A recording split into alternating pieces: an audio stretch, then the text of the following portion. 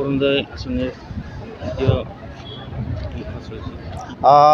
আজি অৰুণোদয় তৃতীয় যে লঞ্চ এই মাজবাট LICৰ অন্তৰ্গত আমাৰ মাজবাটত পোনপ্ৰথমে মই সন্মানীয় আমাৰ অসমৰ জনপ্ৰিয় chief minister doctor Himanta Biswa Sarma ডাঙৰীয়াক ধন্যবাদ জ্ঞাপন কৰিছোঁ। আমাৰ মাজবাট অঞ্চলৰ দুখীয়া পৰিয়ালৰ দৰিদ্ৰ পৰিয়ালৰ বাবে অৰুণোদয় আঁচনি তেখেতে আমাৰ কাৰণে উৎসৰ্গা কৰি দিছে। আৰু মই ধন্যবাদ জ্ঞাপন কৰিব বিচাৰিছোঁ আমাৰ BTRৰ চিফ প্ৰমোদ বড়ো ডাঙৰীয়ালৈ। সঁচাকৈ এই অঞ্চলৰ বাবে এনেকুৱা এটা বা অসমৰ বাবে এনেকুৱা এটা আঁচনি যিটো আঁচনি সৰ্বকালত কেতিয়াও হোৱা নাছিল, আজি এই আঁচনি ৰাইজে পাবলৈ সক্ষম হৈছে। গতিকে মোৰ আজি এই সভাখনত আহি খুব এটা আনন্দময় আৰু খুব এটা ধন্যবাদৰ পাত্ৰ আমাৰ সন্মানীয় প্ৰমোদ বড়ো আৰু আমাৰ chief minister doctor Himanta Biswa Sarma ডাঙৰীয়ালৈ। গতিকে মই আশা কৰিছোঁ আহি থকা দিনত সন্মানীয় ডক্টৰ হিমন্ত বিশ্ব শৰ্মা ডাঙৰীয়াৰ হাত মজবুত কৰাত আমি সদায় উঠি পৰি লাগিম। Thank you. पंजाब सिंध गुजरात मराठा द्राविड उत्कल बंगा हिमाचल यमुना गंगा उच्चल जलधि तरंगा तव शुभ नामे जागे तव शुभ आशीष मांगे गाहे तव जय गाथा जन गण मंगलदायक जय हे भारत भाग्य विधाता जय हे जय हे जय जय जय जय हे। ৰেচন কাৰ্ড দিয়া মানে তেওঁলোকে 5 কেজিকৈ চাউল বিনা 5 কেজিক যদি 30 টকাকৈ 150 টকা ধৰি লওঁ আৰু ৰেচন কাৰ্ড দিছোঁ তেতিয়াহ'লে এই টকা 441 কোটি টকা প্ৰতি মাহত হ'ব। আপোনালোকে 2,85,60 লাখ লোকক ধৰি লওক প্ৰতি মাহত পূৰণ কৰিলে আপোনালোকে নিজে চিন্তা কৰি চাব পাৰে।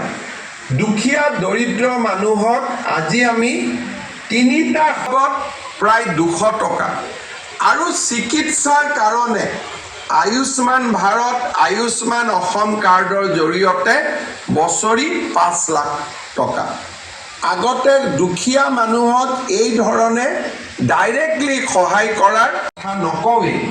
3টা ডাঙৰ আঁচনি ৰেচন কাৰ্ড আয়ুষ্মান ভাৰতৰ কাৰ্ড, কাৰণ ৰেচন কাৰ্ডখন দেখুৱালে আয়ুষ্মান ভাৰতো আমি চিকিৎসা কৰিব পাৰোঁ। 5 লাখ তেখেত হৈছে বিজেপি ৰোটা মণ্ডলৰ সভাপতি মাননীয় শ্ৰী ৰবীন দৈমাৰীদেৱ। কথা নকওঁৱেই। 3টা ডাঙৰ আঁচনি ৰেচন কাৰ্ড আয়ুষ্মান ভাৰতৰ কাৰ্ড, কাৰণ ৰেচন কাৰ্ডখন দেখুৱালে আয়ুষ্মান ভাৰতো আমি চিকিৎসা কৰিব পাৰোঁ। 5 লাখ ৰেচন কাৰ্ড দিয়া মানে তেওঁলোকে 5 কেজিকৈ চাউল বিনা 5 কেজিক যদি 30 টকাকৈ 150 টকা ধৰি লওঁ আৰু ৰেচন কাৰ্ড দিছোঁ তেতিয়াহ'লে এই টকা 441 কোটি টকা প্ৰতি মাহত হ'ব। আপোনালোকে 2,85,60 লাখ লোকক ধৰি লওক প্ৰতি মাহত পূৰণ কৰিলে আপোনালোকে নিজে চিন্তা কৰি চাব পাৰে। দুখীয়া দৰিদ্ৰ মানুহক আজি আমি 3টা হাবত প্ৰায় 200 টকা আৰু চিকিৎসাৰ কাৰণে আয়ুষ্মান ভাৰত আয়ুষ্মান অসম কাৰ্ডৰ জৰিয়তে বছৰি 5 লাখ টকা। আগতে দুখীয়া মানুহক এই ধৰণে ডাইৰেক্টলি সহায় কৰাৰ पंजाब सिंध गुजरात मराठा द्राविड उत्कल बंगा हिमाचल यमुना गंगा उच्चल जलधि तरंगा तव शुभ नामे जागे तव शुभ आशीष मांगे गाहे तव जय गाथा जन गण मंगलदायक जय हे भारत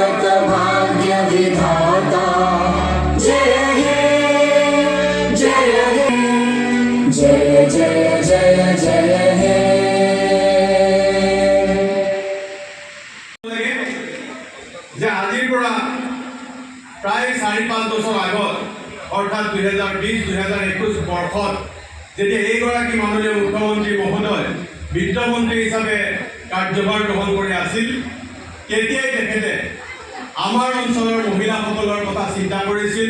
আমাৰ অঞ্চলৰ মহিলাসকলৰ উন্নয়নৰ কথা, উত্তৰণৰ কথা, তেখেতসকলক কিদৰে সবলীকৰণ কৰিব পাৰি, কিদৰে আগুৱাই লৈ যাব পাৰি, আৰু বিশেষভাৱে সেই মহিলাসকলৰ ভিতৰত যিকেইটা ক্ৰাইটেৰিয়া ইয়াত নিৰ্ধাৰণ কৰা হৈছে, বিধৱা যিসকল আইমাতৃ আছে, যিসকল আমাৰ দিব্যাংগ আছে, যিসকল অবিবাহিত আমাৰ কন্যা এতিয়াও ঘৰত আছে, সেইসকলৰ বিষয়ে বিশেষভাৱে তেখেতে যি চিন্তা চৰ্চা কৰিছিল, তাৰ লগত আৰ্থিকভাৱে পিছপৰা যিসকল মহিলা আছে সেইসকলকো আগুৱাই অনাৰ এক যি কল্পনা কৰিছিল, সপোন দেখিছিল, সেই সপোন তেখেতে বাস্তৱায়িত কৰিছিল।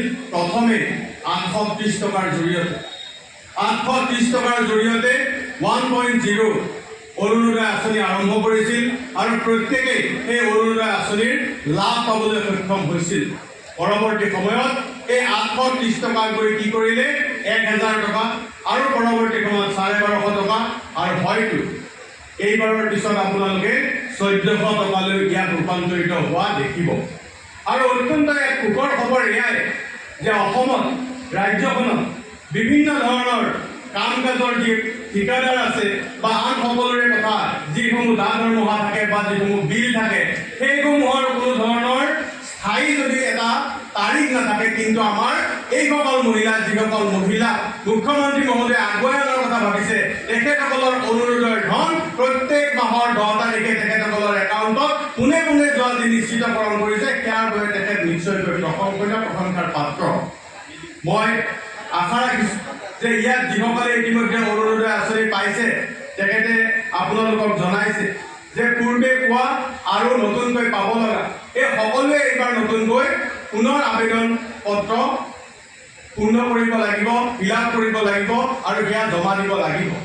আৰু তাৰপিছত কি কৰিব যে ৰেচন কাৰ্ড যাৰ যাৰ আছে, সেই ৰেচন কাৰ্ড থকা আইমাতৃসকলক যাতে পৰৱৰ্তী সময়ত তেখেতসকলক আন আন ধৰণে সংলগ্ন কৰিব পৰা যায়, যি আমাৰ চৰকাৰী কাম কাজ আছে, সেই কাম কাজসমূহৰ যাতে আমাৰ তথ্যৰ ভাণ্ডাৰত তেখেতসকলক ৰাখিব পৰা যায়, তাৰ কাৰণে এই কাম সম্পূৰ্ণ কৰিব।